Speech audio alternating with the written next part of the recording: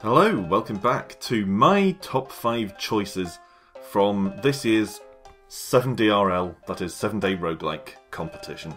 We've already covered 4, so this is the last one. And frankly, the number 5 spot was a difficult one. I mean, I haven't done them in any particular order. It's not like the first one was my favourite. It's just a general top 5.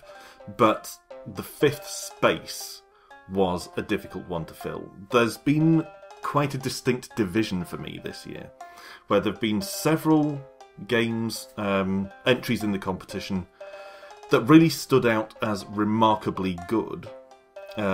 Notably, Trauma RL, Data Queen, and Here Be Dragons, and to a lesser extent, Lava Walker. That had remarkable presentation, and it was generally a good game, but slightly flawed, a little too repetitive.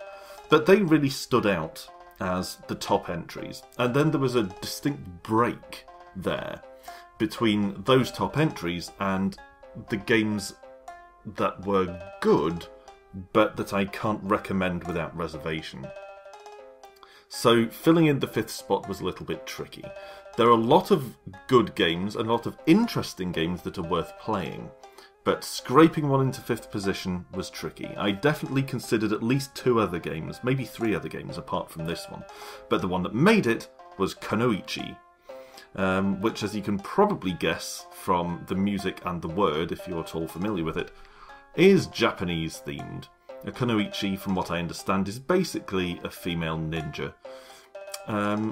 And of course, here is basically the premise of the whole game. We're controlling a Kunoichi and we're proving ourselves to the Shogun.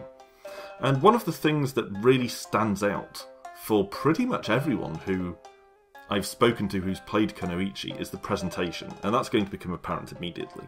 So let's get started, shall we? There we go. Unlike the majority of roguelikes, this has neither ASCII visuals nor graphical tiles. What it has is Japanese kanji characters. So this sort of pulsing character in the middle is us, the sort of brown ones are floor, and the more sort of beige, light brown ones on the left are wall. And the game provides a handy key in the top right. All the controls are along the bottom here. You move and attack with directional keys. So the arrow keys, so like this, left, right, up, down, so you only have 4 directions of movement. And you also attack by bumping, but more useful than that is throwing a kunai. You only have 1, it's basically a throwing knife. You lob it and then you have to go over and pick it up, but we'll see that in due course. You can also use those controls to gouge through the paper walls. If you're familiar with traditional Japanese housing, then you know the walls were made of a sort of papery substance.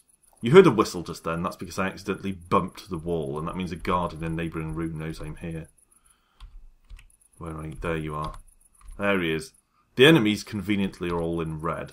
So, we could walk up to him and try to bump him on his patrol route, but let's hold shift and use our kunai to hit him, like this. Yeah, so I actually saw that fly over, which is quite a nice touch. And notice the twanging Japanese instrument there. And you get a little whistle of something that sounds like maybe a shakuhachi whenever you alert an enemy. So all the sound effects are actually notes from Japanese instruments, which is a very nice touch. And that's really the strength of Kunoichi, is its very thematic presentation. Oh, he's coming after me. Let's back through here, take him out. And then we have to go over and pick up the knife, as I said. And what you're trying to do here is basically just get down to the next floor each time. There are no resources to pick up, as far as I'm aware. There's no inventory management, because there's no inventory, and there's no going back.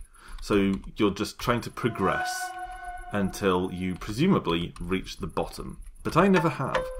I expect this is quite a short game. It has that kind of feel to it. But is he going to catch us? No. Sometimes if you move directly next to an enemy like that, they'll actually catch you, but the samurai are worse for that.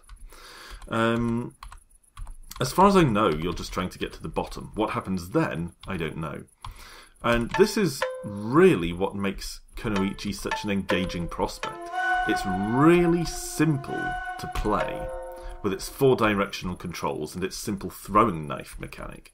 It's easy to jump into and easy to play for short sessions, but it's also still challenging. It's not difficult to get a few floors down like this, but see, there's a samurai. If you look at the key on the right, he's represented by a different character. And your Kunoichi, sorry, that's us, your kunai is going to just bounce off him, basically.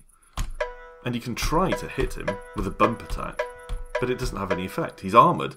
So as far as I'm aware, all you can do is try to run away from them, but he matches you move for move, like that.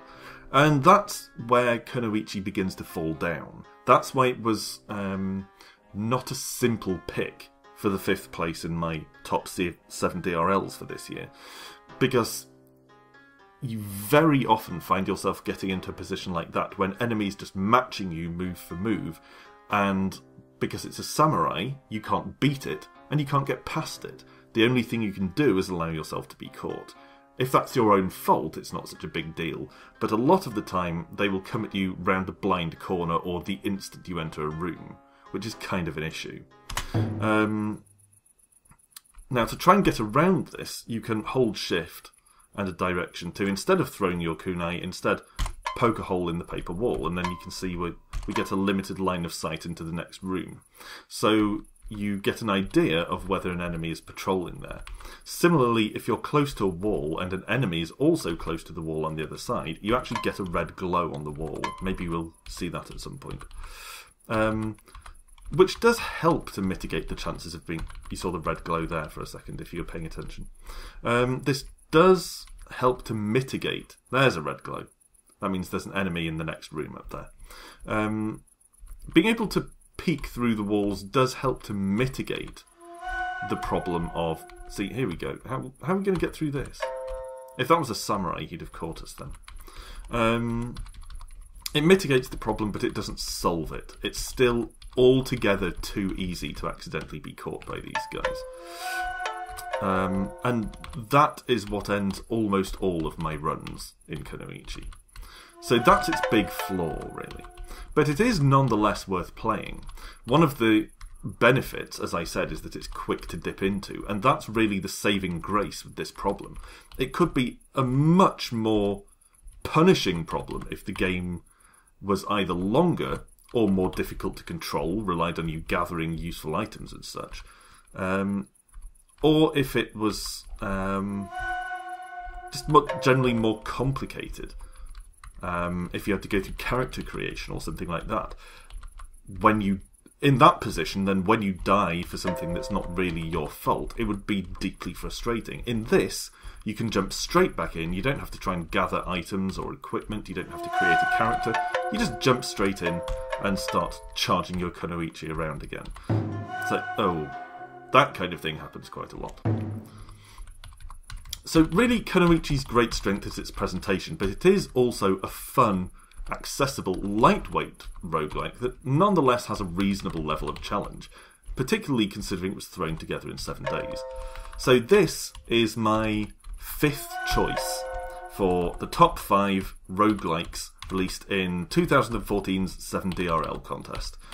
The previous 4 were Trauma RL by Flend, Data Queen by Darren Gray, Here Be Dragons by someone whose name eludes me, and Lava Walker by another person whose name eludes me. This one is Kunoichi, and I recommend playing any or all of these 5 that seem remotely appealing to you.